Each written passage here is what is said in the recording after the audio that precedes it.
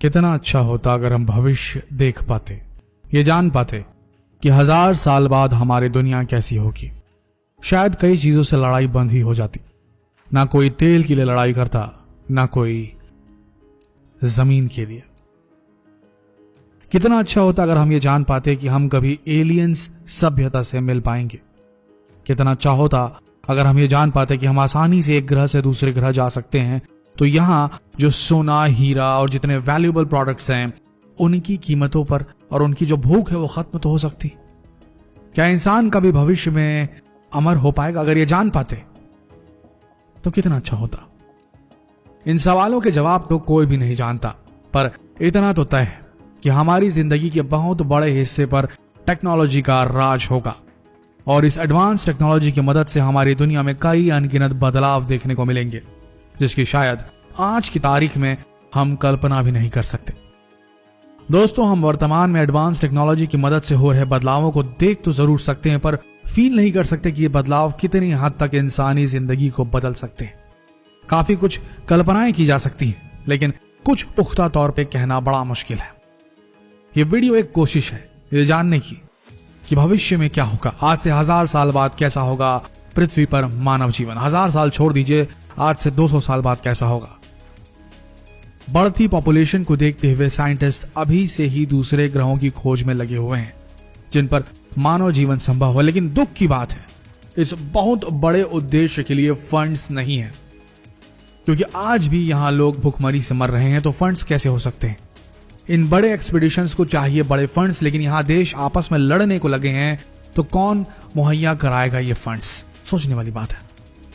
दूसरे ग्रह जो कि पृथ्वी जैसे हों, इन्हें खोजने का एक और बड़ा कारण भी है। जैसे कोई बड़ी प्राकृतिक आपदा आ जाए या मानव निर्मित कोई वर्ल्ड वॉर 3 हो जाए, क्या कर लेंगे आप? इंसान के पास कोई और चारा ना बचेगा पृथ्वी को छोड़ने के अलावा। तब आपके पास क्या ऑप्शंस है?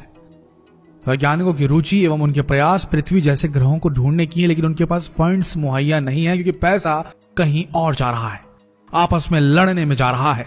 मानव निर्मित ये बॉर्डर्स जो बनाए गए हैं, इन्हें बार बार बदलने पर जा रहा है। दुनिया भर के वैज्ञानिक इंसान को मंगल में पहुंचाने व मानव बस्तियां जुटाने में लगे हुए, लेकिन उनके पास फंड्स नहीं है।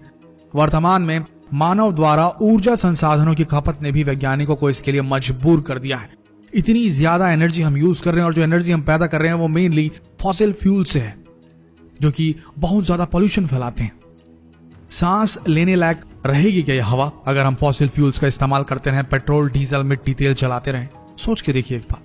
वर्तमान में मनुष्य अपने स्वार्थ के लिए पृथ्वी का विनाश कर रहा है। इस बात पे मेरे ख्याल से ये वीडियो देखने वाला एक भी शख्स नकार नहीं सकता। इस बात मानव द्वारा जंगलों की अंधाधुंध कटाई हो रही है, प्राकृतिक आपदाएं बढ़ रही हैं, जिससे लैंडस्लाइड्स हो रहे हैं, भूकंप आ रहे हैं और नहीं मालूम क्या क्या। मिट्टी कट रही है, नदियां बेतहाशा बह रही हैं, पानी रुक नहीं रहा है। फ्रेश वाटर सॉल्ट वाटर में जाके समुद्रों में मिल रहा है क्योंकि पेड़ कट रहे हैं। वहीं कई वन्य प्रजातियां पेड़ों के कटने से लुप्त होने के कगार पे। बताया जा रहा है कि भविष्य में मनुष्य की शारीरिक संरचना में बहुत बड़ा बदलाव आने वाला है। बैठ गए हैं हम सब, हमारी दुनिया एक टेबल और कुर्सी में सिमट कर रह गई है। फिजिकल एक्टिविटीज निल हो चुकी हैं। ये तो आपने बचपन से पढ़ा और सुना होगा कि मनुष्य पहले बंदर था और धीरे धीरे परिवर्तित होकर मनुष्य की संरचना में आया, और भविष्य में माना जा रहा है कि मनुष्य की शारीरिक संरचना पूरी तरह से बदल जाएगी हमारी लाइफस्टाइल की वजह से। इंसान की लंबाई कम और बुद्धि तेज हो जाएगी, और आज के मुकाबले मनुष्य कई ज्यादा उम्र तक जी पाएंगे और आंखों का आकार भी बढ़ जाएगा। भविष्य में मनुष्य ज्यादा दवाइयों के इस्तेमाल के कारण अंदर से काफी कमजोर हो जाएगा और बिना एंटीबायोटिक के उसका शरीर मामूली से मामूली बीमारियों से भी नहीं लड़ पाएगा। ये एक फैक्ट है जिसे आज से ही हमें मानना शुरू करना होगा। और भारत वो जगह है जहां आयुर्वेद ने जन्म लिया, जहां हमने मैन मेड केमिकल से बचने का हमारे पास में एक बहुत बड़ा जरिया है आयुर्वेद। लेकिन हम अभी भी केमिकल जो कि दवाइयां हैं उनके ऊपर निर्भर हैं। इनसे बचना होगा, नहीं तो हम कहीं के नहीं रहेंगे। ये बात समझ लीजिए। मोबाइल और इलेक्ट्रॉनिक गैजेट्स की मांग भविष्य में भी बहुत अधिक बढ़ जाएगी। इसके बिना जीवन की कल्पना करना भी मुश्किल होगा। इसके इस्तेमाल से लोगों के बीच का माहौल और मिलना जुलना बिल्कुल बंद सा हो जाएगा। सारे काम मनुष्य अपने घर पर बैठे ही कर लेंगे और महीनों तक उन्हें घर से बाहर जाने की जरूरत ही नहीं पड़ेगी। और आपको ये बात तो पता ही होगी, मनुष्य अगर किसी अंग का लंबे समय तक इस्तेमाल नहीं करता है तो वो अंग अपने आप गायब होने लगता है। उसकी जहां महत्वता खत्म होने लगती है वो अंग गायब होने लगता है और शरीर वो अंग त्यागना शुरू कर देती है। वैसे में कल्पना कीजिए, मनुष्य बातचीत के लिए मुंह की जगह किसी और माध्यम का प्रयोग करेगा, क्या होगा उसके मुंह का? हाथ पैरों का क्या हाल होगा? भविष्य की दुनिया में रोबोट्स का कब्जा होगा। ऐसे ही कई अनुभवी वैज्ञानिक पहले भी कह चुके हैं, क्योंकि आने वाले समय में मनुष्य एडवांस टेक्नोलॉजी और आर्टिफिशियल टेक्नोलॉजी की मदद से ऐसे रोबोट्स तैयार करेगा जो इंसान की तरह समाज में रह सकेंगे और उनसे अच्छी तरह कार्य कर सकेंगे, यानी कि इंसानों से बेहतर कार्य कर सकेंगे।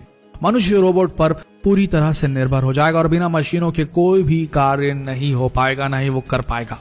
एक अनुमान के मुताबिक कुछ सालों बाद आर्टिफिशियल इंटेलिजेंस इतना ज्यादा विकसित हो जाएगा कि मनुष्य खुद रोबोट्स का गुलाम भी बन सकता है। और सभी क्षेत्रों में आर्टिफिशियल इंटेलिजेंस का बेहतरीन उपयोग देखने को मिल ही रहा है और आने वाले समय में मिलेगा भी। मिलिट्री में, स्पेस एजेंसीज में, एजुकेशन में, मेडिकल में बड़े बड़े विमानों को रोबोट्स अपनी दक्षता से कंट्रोल करने में काबिल हो जाएंगे और तब युद्ध में मनुष्य नहीं रोबोट्स लड़ा करेंगे और ऑपरेशन थिएटर में भी रोबोट्स मनुष्य से बेहतर व अधिक सटीकता से रोबोटिक सर्जरीज करते नजर आएंगे। बताया जा रहा है कि आर्टिफिशियल इंटेलिजेंस इतनी ज्यादा विकसित हो जाएगी कि मनुष्य का विनाश का कारण भी बन सकती है। भविष्य में पर्सनल हवाई यात्रा भी मामूली होगी। भविष्य में मनुष्य के पास पर्सनल उड़ने वाली कारें भी होंगी, जिसे उड़ने के लिए किसी रनवे की आवश्यकता नहीं होगी। आप सीधे हवा में वर्टिकल टेक ऑफ कर सकते हैं और साथ ही vertical take off and landing भी कर सकते हैं खुद अपने घर की छत से। सीधे हवा में उड़कर आपको आपकी मंजिल तक ले जाएंगी यह हवाई कारें। आपको बता दें कि हवाई कारें सुपर सोनिक होंगी, जो कि आवाज की रफ्तार से कई गुना तेज उड़ती नजर आएंगी। रोबोट्स और आर्टिफिशियल इंटेलिजेंस के बाद एक अनुमान यह भी है कि भविष्य में हमें ट्रांस ह्यूमंस देखने को मिलेंगे, यानी कि टर्मिनेटर्स, आधे रोबोट और आधे मनुष्य। इसमें मनुष्य अपने अंगों को एडवांस टेक्नोलॉजी की मदद से अंगों को रोबोटिक पार्ट से चेंज कर देंगे और उनके कार्य करने की क्षमता नॉर्मल लोगों से अत्यधिक बढ़ जाएगी। ट्रांस ह्यूमंस को विकसित करके मनुष्य इतना सक्षम हो जाएगा कि अपने दिमाग की सारी जानकारी को एक कंप्यूटर में रख पाएगा, एक हार्ड डिस्क में रख पाएगा और बैकअप की तरह मनुष्य के मरने के बाद भी उसे अच्छी तरीके से यूज किया जा सकेगा। उसी को किसी और मनुष्य के दिमाग में लोड भी किया जा सकेगा, यानी कि अपने कॉन्शियसनेस, अपनी चेतना को स्टोर करना आसान हो जाएगा। इस टेक्नोलॉजी की मदद से इंसान को कुछ भी सीखने के लिए सालों का नहीं बल्कि कुछ सेकंड्स का समय लगेगा, जैसे कि डेटा ट्रांसफर करने में लगता है। ट्रांस ह्यूमंस होने के जहां कुछ फायदे होंगे तो इसके दुष्परिणाम भी देखने को मिल सकते हैं। इसके इस्तेमाल से मनुष्य अपनी आयु को आज के समय से कई गुना ज्यादा बढ़ाने में सक्षम होगा। यदि सभी मनुष्यों ने ज्यादा लंबे समय तक जीना शुरू कर दिया तो सोच के देखिए इस पृथ्वी पर मनुष्यों की संख्या कितनी ज्यादा बढ़ जाएगी। और शायद ऐसा भी हो सकता है कि मनुष्यों को पैर रखने की भी जगह न मिले। साथ ही ये भी कहा जा रहा है, इन बुरी चीजों के अलावा कुछ अच्छी चीजें भी, जैसे कि नैनो टेक्नोलॉजी। कहा जा रहा है कि नैनो टेक्नोलॉजी की मदद से मनुष्य के जीवन में सारी शारीरिक परेशानियों से छुटकारा मिलने की पूरी उम्मीद है। इसकी मदद से मनुष्य अपनी शारीरिक और मानसिक शक्तियों को कई गुना तक बढ़ा पाएगा और औसत लाइफ तब 500 से 1000 वर्ष तक हो जाएगी, लेकिन ये मैन मेड होगी। इस टेक्नोलॉजी में छोटे छोटे रोबोट्स यानी कि नैनोबॉट्स मनुष्य के शरीर में भेजे जा पाएंगे, जिन पर लगा एक चिप होगा और वो ब्लड के साथ मिलकर किसी भी बीमारी को बहुत ही सर्जिकली खत्म कर देंगे आपके शरीर से।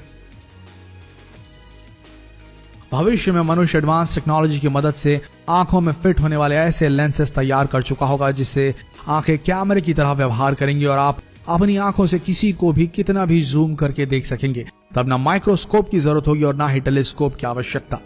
ये सारी संभावनाएं लेकिन धरी की धरी रह जाएंगी दोस्तों, अगर हम जाति, धर्म और देशों की सीमाओं के बंधन में बंधे रहे तो। हो सकता है ये जो बाधाएं हैं, ये जो लिमिटेशंस हैं, ये जो बॉर्डर्स हैं, ये जो असमानताएं हैं, ये जो जाति, धर्म और एथनिसिटी का जो हमारे बीच में भेद है, ये एक दिन हमारे विनाश का कारण न बन जाए। जब तक मानव जाति अपने आप को एक ऑर्गेनिज्म की तरह नहीं समझेगी, एक जात की तरह नहीं समझेगी, तब तक मनुष्यों का इस पृथ्वी पर जीना हमारे हिसाब से मुश्किल है। आपका क्या कहना है? अभी अमेरिका और ईरान के बीच में जबरदस्त तल्खी चल रही है, जबरदस्त द्वंद्व चल रहा है। ऐसे में आपका क्या कहना है? क्या ये दुनिया वर्ल्ड वॉर 3 के वर्ज पे है, या ये क्या हम इंसान आपस में लड़कर ही खत्म हो जाएंगे, या हम मौका देंगे इवोल्यूशन को एक और पायदान आगे बढ़ने के लिए? क्या हम मौका देंगे विज्ञान को मानव जाति को संरक्षित करने के लिए, या फिर हमारा लोभ, हमारी लालच, हमारी जलन, हमारी ईर्ष्या, हमारी कंपेटिटिवनेस एक दूसरे को खत्म करके इस पृथ्वी से मानवों का विनाश कर देगी। आपका क्या कहना है ये कमेंट सेक्शन में जरूर लिखें। मिलते हैं अगले दिलचस्प वीडियो में, तब तक के लिए बने रहिए हमारे चैनल नॉलेज टीवी हिंदी के साथ। धन्यवाद।